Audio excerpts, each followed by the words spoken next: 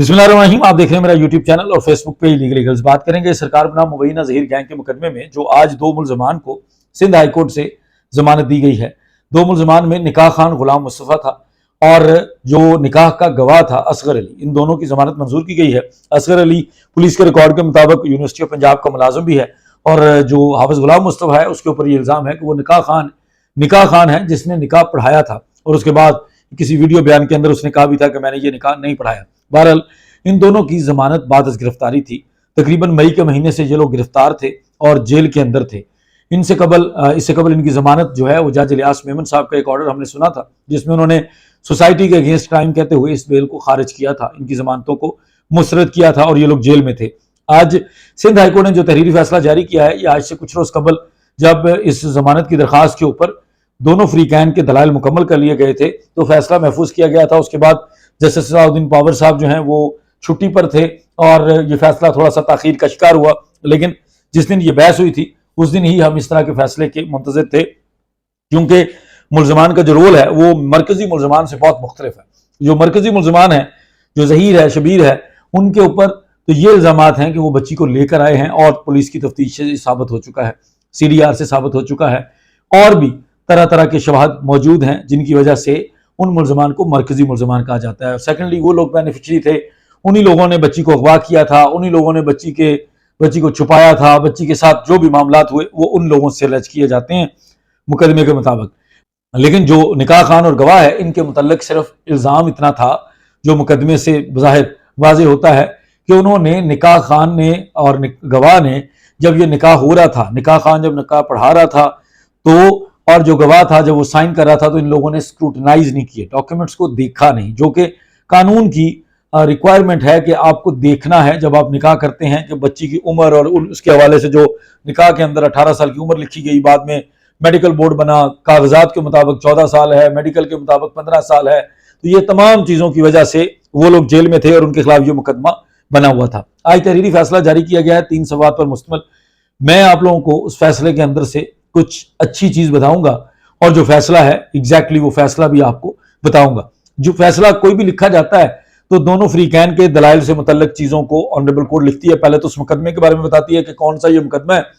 ये मुकदमा बेसिकली इसके फैक्ट्स क्या हैं। उन फैक्ट्स को लिखने के बाद दोनों पार्टीज के आर्ग्यूमेंट्स को लिखा जाता है। सबसे पहले चूंकि दरखास्त जमानत दायर करने वाला मुलजमान की तरफ से जो वकील होता है वो होता है, उनकी तरफ से दलाल दिए जाते हैं जो कि इसके अंदर असगर अली, फैज़ अहमद जो है और गुलाम मुस्तफ़ा, असगर अली और हाफिज गुलाम मुस्तफ़ा के बिहाफ पर मोहम्मद आमर नियाज बढ़ेरा जो कि एडवोकेट सुप्रीम कोर्ट है और ज़हीर के और शबीर के भी वकील हैं, उनकी तरफ से दलाइल दिए गए। उसके बाद जो स्टेट होती है, रियासत होती है, जिस तरह मैं हमेशा आप लोगों को बताता हूँ कि जब भी फौजदारी का मुकदमा क्रिमिनल केस होता है तो रियासत मुदई होती है। सबसे पहले रियासत मतलब उस केस को चलाती है, वो रियासत बनाम जो भी मुलजमान होते हैं वो होता है। तो रियासत की तरफ से मिस्टर अबरार अली खिची साहब थे, एडिशनल प्रोसिक्यूटर जनरल सिंध है, और सैयद मेहदी अली काज़मी जो मुदई मुकदमा है उनकी तरफ से जिब्रान नासर ने अपने दलाल दिए। 5 तारीख को इस मुकदमे के ऊपर समाअत हुई थी और फैसला महफूज किया गया था। आज 9 तारीख को यह फैसला सुनाया गया है। 3 सफ़ात के तहरीरी फैसले को जब आप कंक्लूड करते हैं तो एक चीज़ पहले मैं आपको बता दूं, जो भी इसके लिए खुशियां मनाए, जो भी इस फैसले को लेकर इस पूरे मुकदमे को रोंदने की कोशिश करे, उनके लिए ये मेरा पैगाम है कि इस फैसले ने सबसे बड़ा पैगाम ये दे दिया है कि भाईजान ट्रायल चलना है और ट्रायल कोर्ट इस फैसले को कभी भी अपने सामने रख कर नीचे वाले मामलात को तय नहीं करेगी। ये वही उसी तरह का फैसला है जिस तरह सिंध हाई कोर्ट के फैसले को सुप्रीम कोर्ट ने कह दिया था कि सुप्रीम कोर्ट का यह फैसला सिंध हाई कोर्ट के फैसले को जिसमें बच्ची को 8 जून को छोड़ दिया गया था उसको साइड पे रख देता है और मुदई को इजाजत देता है कि जाकर मेडिकल चैलेंज करे और नया मेडिकल बोर्ड बनवा सकता है।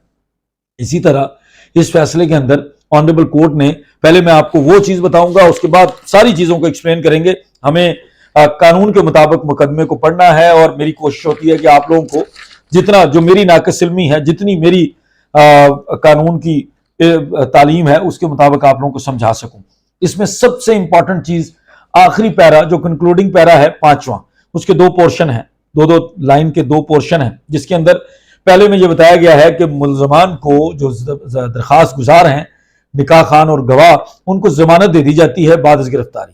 اور 1-1 लाख रुपए का मुचलका वो अदा करेंगे और मुचलके के साथ पर्सनल श्योरिटी भी वो देंगे। पर्सनली कोई बंदा उनकी गारंटी देगा, क्योंकि ये ट्रायल के अंदर पेश होंगे, ये लोग मुकदमे से भागेंगे नहीं, वो श्योरिटी भी इनकी वहां पर दी जाएगी। उसके बाद इन लोगों को रिहा किया जाएगा। अगर रोबकार तैयार हो जाती है, प्रॉपर एक फॉर्म होता है, वो तैयार हो जाता है ट्रायल कोर्ट की तरफ से, क्योंकि जब चलान आ जाता है अदालत में तो मुचलके जो होते हैं वो ट्रायल कोर्ट में दिए जाते हैं। तो इस वक्त ट्रायल कोर्ट इस वक्त जज इलियास मेमन साहब की अदालत है और वहां ये मुचलके अदा किए जाएंगे और वहीं से रोबकार तैयार होगी। उसके बाद जो सबसे इंपॉर्टेंट चीज ऑनरेबल कोर्ट ने लिखी है, the observations made here in above are tentative in nature and learned trial court shall not be influenced in any manner while deciding the case on merits. जो केस है ना जी, जो trial है, उसका फैसला ट्रायल कोर्ट ने करना है। जो उसका फैसला प्रॉपर सारा ट्रायल चलने के बाद होना है। और honourable Sindh high court mister justice Salahuddin Panhwar साहब क्या कहते हैं कि ये जो ट्रायल कोर्ट है ना, वो अपने दिमाग में एक चीज बिठा ले, जो भी ट्रायल कोर्ट हो वो अपने दिमाग में ये चीज बिठा ले कि जो हम ये फैसला लिख रहे हैं ये बादी नजर में है, जो हमारे सामने टेंटेटिवली आया है, जो बज़ाहिर हमें नजर आ रहा है, ये उसकी बुनियाद पर है। आपका काम यह है ट्रायल कोर्ट साहब कि आपने हमारे फैसले से इन्फ्लुएंस नहीं होना, दबाव में नहीं आना। आपके पास जो मुकदमा है वो आपने मेरिट पे डिसाइड करना है। इसका मतलब मैं आपको आसान अल्फाज में समझा देता हूं कि ऑनरेबल सिंध हाई कोर्ट का कहना यह है कि मुकदमा तो चलेगा, ट्रायल चलेगा, ट्रायल के अंदर सजा जजा का फैसला होगा, हमारे पास सिर्फ जमानत की हद तक है। और मैं आप लोगों को वाजे कर दूं, जो जुडिशरी के खिलाफ आप लोग फौरन आपके जज्बात हैं, मैं समझता हूं कि आप लोगों को ये हमारे सियासी मुकदमात होते हैं या कोई भी ऐसे मुकदमात जिसके अंदर अवाम के डायरेक्टली जज्बात जुड़े होते हैं, वो बार बार जब भी अदालतों का कोई फैसला अवामी जज्बात के खिलाफ आता है तो अवाम का एक रद्द अमल आता है और अवाम ये कहना शुरू कर देती है कि शायद अदालतें इंसाफ नहीं करती। तो ये इस जमानत की हद तक और इस तरह के जो टेंटेटिव नेचर के केसेस होते हैं, जिनका बड़ा लिमिटेड सा स्कोप होता है, जिनका असर मुकदमे में लॉन्ग रन नहीं होता,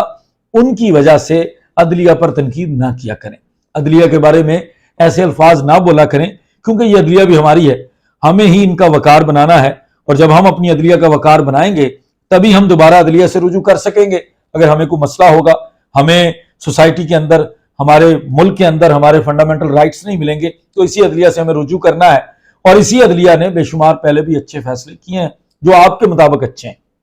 बहरहाल अदलिया फैसला जात को देखकर अपने सामने दलाइल के मुताबिक और अपने सामने जो मुकदमा होता है जजेस उसके मुताबिक फैसला सुनाते हैं। उनके अगेंस्ट, ये अपने ज़हन में क्लियर कर लीजिए, उनके अगेंस्ट जो एलिगेशन है, अभी तक का जो माहौल बना हुआ है केस का, उनके खिलाफ 364A का एलिगेशन नहीं है। उनके खिलाफ अगर 364A का एलिगेशन ट्रायल कोर्ट के अंदर साबित होगा तो इस फैसले की कोई हैसियत नहीं रहेगी ट्रायल कोर्ट के सामने। यह सिर्फ जमानत की हद तक है, सिर्फ मुकदमे के दौरान जमानत की हद तक है, यह सारी जिंदगी की जमानत नहीं है। अगर ट्रायल 1 महीने में 2 महीने में कंक्लूड हो जाता है, यही निकाह खान और गवाह को भी सजा हो जाती है, तो ये वापस सजा के लिए जेल में जाएंगे। जो सजा ऑलरेडी इनको जमानत के दौरान हो चुकी है, जितनी देर ये जेल में रहे हैं, उसको माइनस कर दिया जाएगा और बाकी की सजा ये लोग काटेंगे। अब आते हैं जहीर और शबीर की जमानत से मुतल्लिक, और इस जमानत के फैसले का उनकी जमानत के ऊपर क्या असर पड़ेगा, या बहुत सारे लोग तो ये तक सवाल कर रहे हैं कि क्या जहीर और शबीर की जमानत भी हो गई है। तो पहले तो मैं आप लोगों को बता दूं, मुझे नहीं पता, जब तक मेरा ये वीलॉग आप तक पहुंचेगा तब तक शायद जहीर और शबीर की जमानत का फैसला भी आ चुका हो, या उनकी जमानत के ऊपर दलाइल मुकम्मल होने के बाद फैसला महफूज कर लिया जा चुका हो जज इलियास मेमन साहब की तरफ से। ये वही जज साहब हैं जिन्होंने इससे कबल जहीर और शबीर की कबल अज गिरफ्तारी जमानत को खारिज करके उनको जेल भेजा था। फौरी तौर पर उनके ऊपर इल्जामात भी लगाए गए थे मुलजमान की तरफ से, उनके तर्जुमानों की तरफ से, लेकिन उसके बावजूद वो कानून के मुताबिक इंसाफ के तकाजों को पूरा करते हुए उन्होंने अपनी ड्यूटी पूरी की और मुलजमान को जेल भेजा।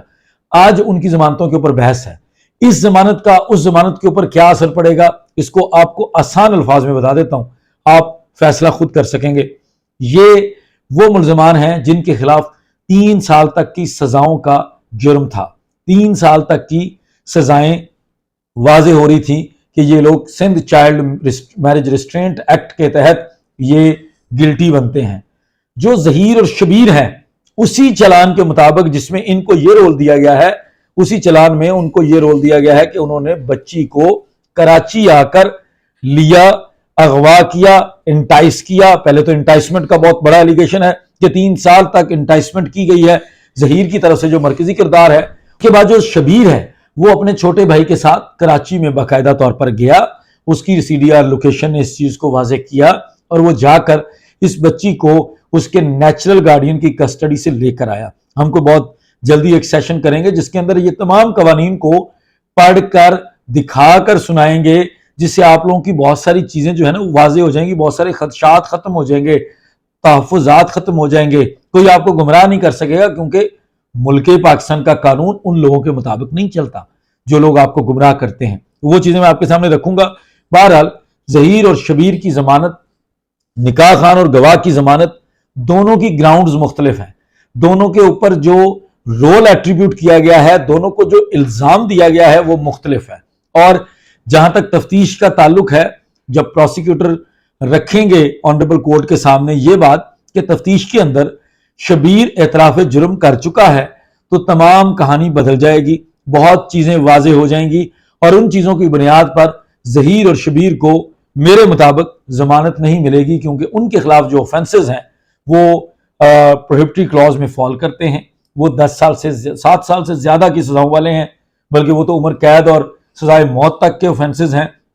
اس لیے ان کو اس مقدمے کا قطعاً کوئی فائدہ نہیں ہوگا۔ اگین ایک چیز ریپیٹ کر رہا ہوں کہ اس مقدمے کے مطابق، اس فیصلے کے مطابق آنریبل کورٹ نے اپنا مائنڈ ڈسکلوز جو کیا ہے کہ میری یہ آبزرویشن نیچے ٹرائل کورٹ کے اوپر حاوی نہیں ہوں گی، انفلوئنس نہیں کریں گی۔ ٹرائل کورٹ میرٹ کے مطابق فیصلہ کرے تو اس کا مطلب یہ ہوتا ہے